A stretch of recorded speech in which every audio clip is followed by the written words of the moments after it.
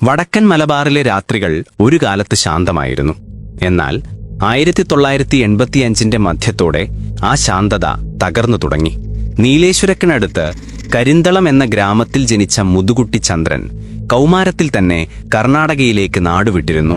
അവിടെ തിമ്മയുടെ കൂടെ കൂടി കവർച്ചയും മോഷണവുമായി കഴിഞ്ഞ അവൻ 1985 സെപ്റ്റംബർ വരെ വെറുമൊരു കള്ളൻ മാത്രമായിരുന്നു. ആ ഇരുണ്ട വഴിത്തിരിവ് സംഭവിക്കുന്നത് 1985 സെപ്റ്റംബർ 10-നാണ്. കാസർഗോഡ് ജില്ലയിലെ ചെമ്മനാട് കൈന്താറിലെ ഒരു വീട്ടിലേക്ക് അവൻ ഇരുളിന്റെ മറവിൽ നുഴഞ്ഞുകയറി. വീട്ടിലെത്തിയ ശേഷം ഉറങ്ങിക്കിടന്നിരുന്ന രമണി എന്ന സ്ത്രീയെ കണ്ട നിമിഷം അവന്റെ ലക്ഷ്യം മാറി. മോഷണത്തിന് വേണ്ടിയാണ് വന്നതെങ്കിലും രമണി ഉണർന്നാൽ പ്രശ്നമാകും എന്ന് തോന്നിയതോടെ കയ്യിലുണ്ടായിരുന്ന ഭാരമേറിയ ചുറ്റിക പോലുള്ള ആയുധം കൊണ്ട് അവൻ അവരുടെ തലയ്ക്ക് അതിശക്തമായൊരൊറ്റയടി നൽകി. ചുറ്റികയുടെ ആഘാതത്തിൽ തലയോട്ടി തകർന്നു. രമണി ബോധരഹിതയായി.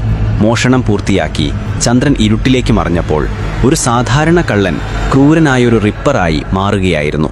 കൃത്യം ഒരു മാസത്തിനു ശേഷം ഒക്ടോബർ 10-ന് ചന്ദ്രന്റെ ക്രൂരത അതിന്റെ പാരമ്യത്തിലെത്തി. കാസർഗോട്ടെ ധനാഢ്യനായ നരസപ്പയ്യ ഹാൻഡെയുടെ വീടായിരുന്നു ലക്ഷ്യം. വീടിനുള്ളിൽ കിടന്ന ചന്ദ്രൻ ഉറങ്ങിക്കിടന്ന ഹാൻഡെയുടെ തലയ്ക്ക് തൂമ്പാക്കോൽ പോലുള്ള ആയുധം കൊണ്ട് ആഞ്ഞു വീശി. ഒരു ശബ്ദം പോലും ഉണ്ടാക്കാൻ കഴിയാതെ ഹാൻഡെ തൽക്ഷണം മരിച്ചു. അടുത്ത മുറിയിൽ കിടന്നിരുന്ന സഹായി വിശ്വനാഥനെയും അവൻ അതേ നിഷ്ഠുരതയോടെ തലക്കടിച്ച് കൊലപ്പെടുത്തി. മരണം ഉറപ്പുവരുത്തിയ ശേഷം മുറിയിലുണ്ടായിരുന്ന ഇന്ദിര എന്ന സ്ത്രീയെയും ആക്രമിച്ച ശേഷം ആഭരണങ്ങളും പണവും കവർന്ന് അവൻ അപ്രത്യക്ഷനായി. ഇന്ദിര മരണത്തെ അതിജീവിച്ചെങ്കിലും ഈ ഇരട്ടക്കൊലപാതകം കേരളത്തെ ഭീതിയിലാഴ്ത്തി.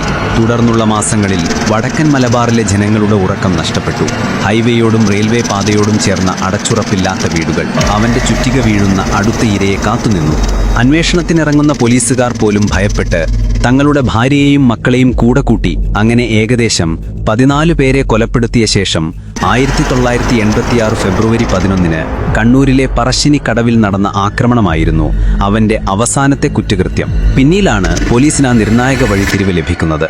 കേസ് അന്വേഷണത്തിനിടെ ലഭിച്ച വിരലടയാളം സാധാരണ ക്രിമിനൽ രേഖകളുമായി ഒത്തുനോക്കിയിട്ടും ഫലമുണ്ടായില്ല. അപ്പോഴാണ് അന്വേഷണ ഉദ്യോഗസ്ഥർ അവരുടെ പതിവ് റെക്കോർഡുകളിലേക്ക് തിരിഞ്ഞത്.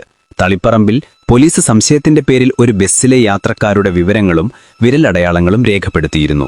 ആ പരിശോധനാ ലിസ്റ്റിലെ ഒരടയാളം കൊലപാതക സ്ഥലത്തു നിന്നും ലഭിച്ച വിരലടയാളവുമായി അത്ഭുതകരമായി പൊരുത്തപ്പെട്ടു. ആ അടയാളം മുതുകുറ്റി ചന്ദ്രന്റേതായിരുന്നു. നിമിഷനേരം കൊണ്ട് പോലീസിന്റെ മനസ്സിൽ ഒരു തീപ്പൊരി മിന്നി. തങ്ങളുടെ കൈകളിൽ നിന്ന് ഒരു നിസ്സാരക്കാരനെ പോലെ അവൻ രക്ഷപ്പെട്ടിരിക്കുന്നു. ഇനി ഒരു നിമിഷം പോലും കളയാനില്ലെന്ന് മനസ്സിലാക്കിയ പോലീസ് സംഘം ചന്ദ്രനെ കണ്ടെത്താൻ കർണാടകയിലേക്ക് കുതിച്ചു. നീണ്ട അന്വേഷണത്തിനൊടുവിൽ 1986 ഫെബ്രുവരി 27-ന് കർണാടകയിലെ ചിക്കമംഗളൂരുവിൽ വെച്ച് പോലീസ് അവനെ അറസ്റ്റ് ചെയ്തു. വർഷങ്ങൾ നീണ്ട നിയമ നടപടികൾക്കൊടുവിൽ കോടതി അവനെ വധശിക്ഷയ്ക്ക് വിധിച്ചു. അവന്റെ ചെയ്തികൾ അപൂർവങ്ങളിൽ അപൂർവം എന്ന് രേഖപ്പെടുത്തി. രാഷ്ട്രപതിയുടെ ദയാഹർജി തള്ളിയ ശേഷം ആ അന്ത്യനിമിഷം കുറിക്കപ്പെട്ടു. 1991 ജൂലൈ 6-ന് പുലർച്ചെ കണ്ണൂർ സെൻട്രൽ ജയിലിൽ അവനെ കുളിപ്പിച്ച് പുതിയ വസ്ത്രം ധരിപ്പിച്ചു. ആരാച്ചറില്ലാത്തതിനാൽ ജയിൽ സൂപ്രണ്ട് NP കരുണാകരൻ ആ ദൗത്യം ഏറ്റെടുത്തു.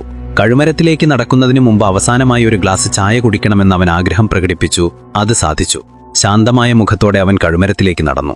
സൂപ്രണ്ട് തൂക്കിലേറ്റാൻ തയ്യാറായപ്പോൾ റിപ്പർ ചന്ദ്രൻ ശാന്തമായി പറഞ്ഞു, "ഞാൻ തയ്യാറാണ് സാർ." ആ നിമിഷത്തോടെ കേരളത്തിൽ അവസാനമായി വധശിക്ഷ നടപ്പിലാക്കിയ ആ കൊടും കുറ്റവാളിയുടെ കഥയ്ക്ക് തിരശീല വീണു.